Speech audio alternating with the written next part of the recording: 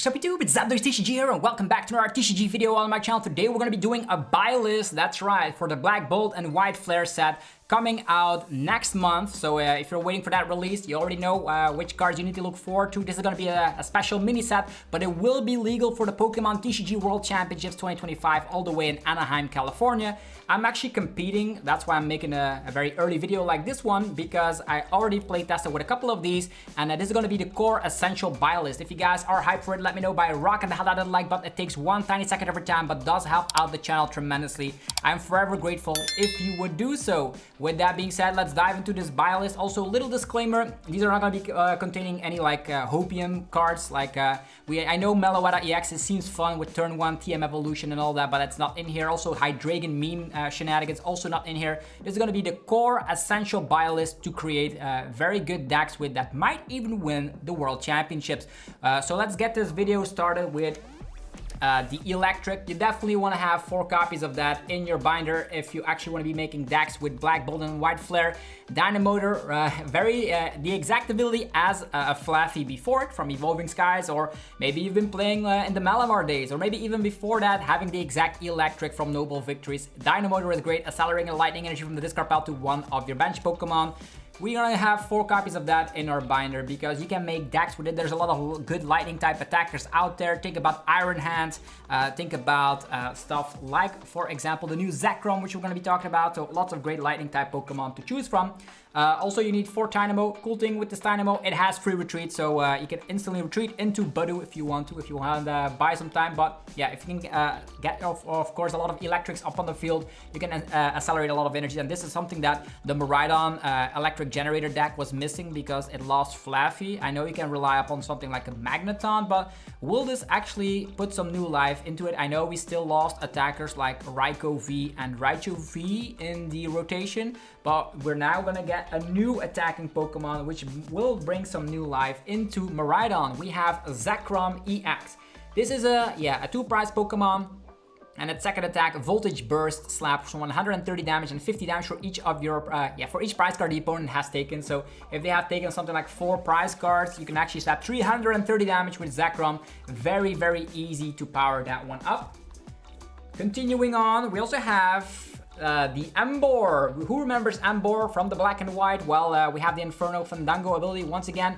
As often as we like during our turn, we can attach a fire energy from our hand to one of our Pokemon. This is going to be super useful because there's a lot of fire type attacking Pokemon out there. Think about Gouging Fire. Think about stuff like, for example, the Heat Flame Mask Ogerpon. So a lot of great fire type attackers. There's even a 1-prize Moltres, if I recall, that actually does compact with a very great sniping attack. So you can now relook upon stuff like your old school fire type Pokemon in your current binder. So that's pretty awesome indeed.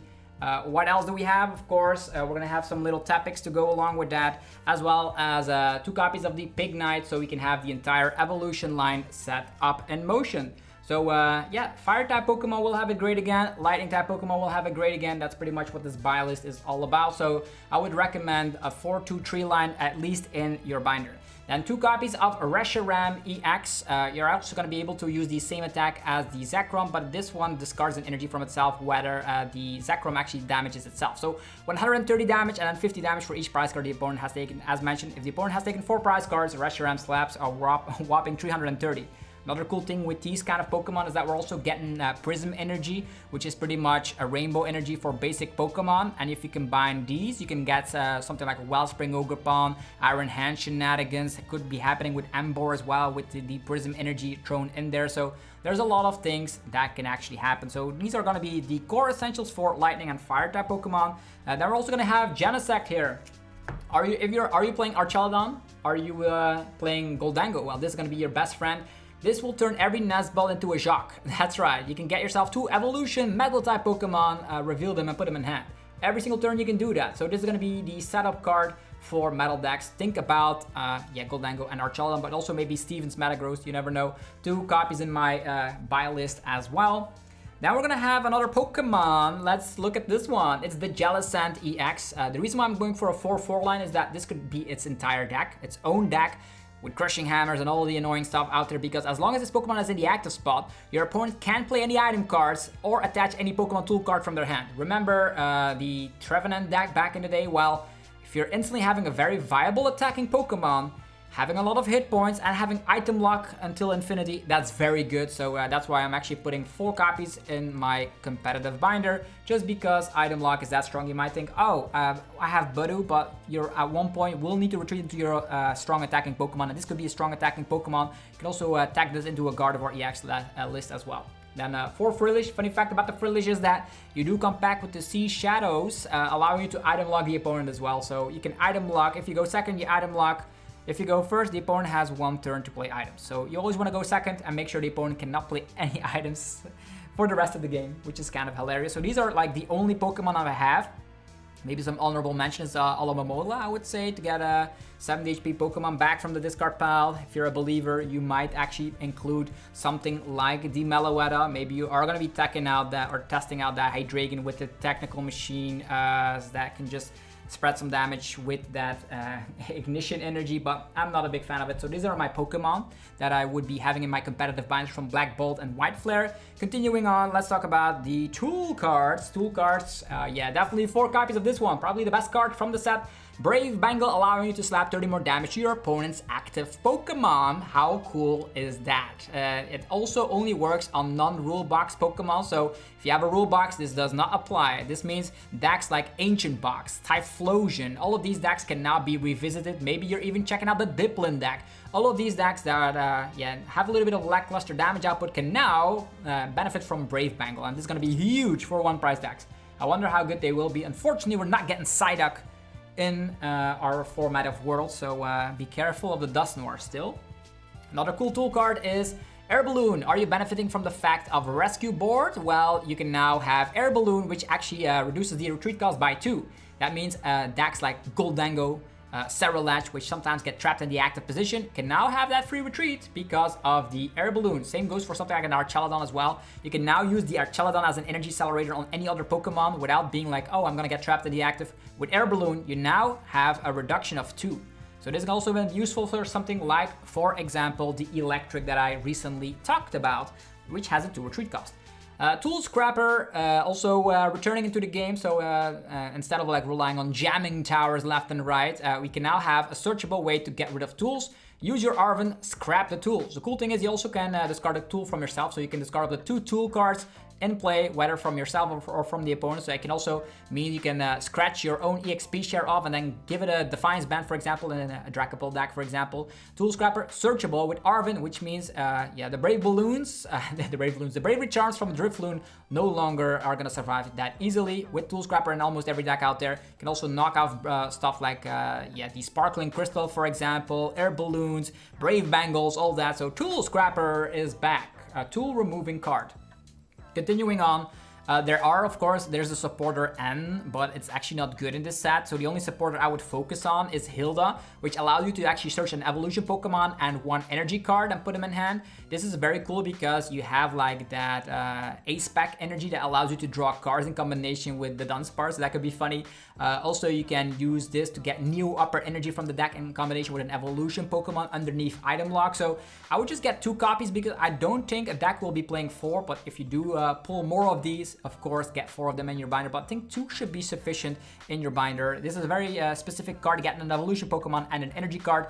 It does specify energy card, which means you can get special energies from this as well. Talking about special energies, we're gonna get Ignition Energy. So this is an energy that only requires you to attach, and then you suddenly have 3 colorless energy, but only works on an evolution Pokemon, and at the end of your turn, you have to discard the Ignition Energy. So decks like, for example, Porygon Z could actually utilize this, so you can attack with Porygon 2. You can use this with all sorts of different strategies. Maybe you're playing even a Blizzy EX with only these kind of energies, and then you only have to attack with just 1 attachment, you can get it going. But I don't know, Ignition Energy will let you look at the entire card pool and see if there's any Pokemon that requires colorless energies as an evolution Pokemon to just go crazy. So very interesting indeed. Also could be used on something like, for example, the Jellicent EX that we just talked about, because it needs extra energies in order for the attack cost to just slap more damage. So as an option. Then we have Prism Energy. This is actually a very good card as well, as it gets the rainbow kind of energies, but only works for basic Pokemon. But as mentioned, we did see this before with Luminous Energy. In this modern age and time, is it better? If you're only playing basic Pokemon in your list, I think it is better. But on the other hand, if you're playing something like Cerulege, this will be a little bit worse because the Cerulege, yeah, sometimes might be trapped in the active position, and this will then provide a card with energy, which means you cannot move it around. So there is definitely some interesting things about the Prism Energy. Luminous Energy works on evolution Pokemon and cannot allow you to get 2 special energies attached, but the Prism Energy does allow you. So a combination of like Prism Energy and Ignition Energy will actually work. Will not work because this is for evolutions and this is for basics, but as you know, with Prism Energy, you can actually combine that with like another special energy, for example. So interesting stuff for sure. Let me know how you feel about this buy list. Would you include any other cards? Would you disclude some cards? I want to know your opinion down below. If you enjoyed the video, you know what to do. Let me know by rocking the hell out of the like button. I'm gonna get more black, bold, and white flare content up on the channel very shortly. I'm full on in my worlds testing, so expect a lot of deck profiles coming your way. And as always, go check out the sponsors. They make the videos possible every single day. Level up your game with TC Evolutions. Breathtaking damage counters, special condition tokens, and ability markers. Precision, style, power. Use coupon ZapdosTCG for 10% off only at TC Evolutions. Also, go check out DragonShield.com for your sleeves, binders, and deck boxes. Use the coupon ZAPDOS5 and get 5% off your order. PokeTownStore.com for your TCG Live code card needs. Get them with instant email delivery, 5% off as well. And CardMarket.com for European players where you're able to buy as well as sell cards to people all across Europe. Use the referral name ZapdosTCG to help support the channel. How do you guys feel about the Black Bolt and White Flare set? Will it have a huge impact, or will we see the exact same metagame at Worlds as we saw in NEIC, meaning Grimmsnarl, Guard of War, and of course Raging Bolt reigning supreme in the format? Who knows?